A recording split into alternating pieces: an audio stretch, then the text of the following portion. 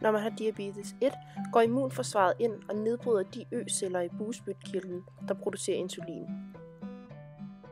Det medfører, at kroppens øvrige celler ikke kan optage sukkerstoffer fra blodet. Uden insulin dør man. Før i tiden isolerede man insulin fra køer og svins bugspytkirtler. Men i 1980 tog genteknologien over.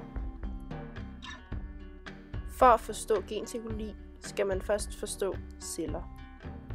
Menneskekroppens celler består af i alt 46 kromosomer. Hvis man strækker kromosomet ud, får man en ca. 1,7 meter lang dobbeltspiral, som er DNA. Nogle dele af DNA'et koder for noget helt bestemt. Det kalder man et gen. Alle celler kan læse disse koder, ligesom vi kan læse bøger.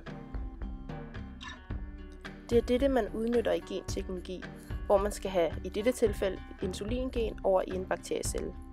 Derfor skal vi have lige præcis insulingenet ud af DNA'et. Her bruger man et restriktionsenzym, der klipper insulingenet ud. Derefter skal man have bakteriecellens plasmid ud af bakteriecellen. Her skal vi igen bruge restriktionsenzymet til at klippe plasmidet op.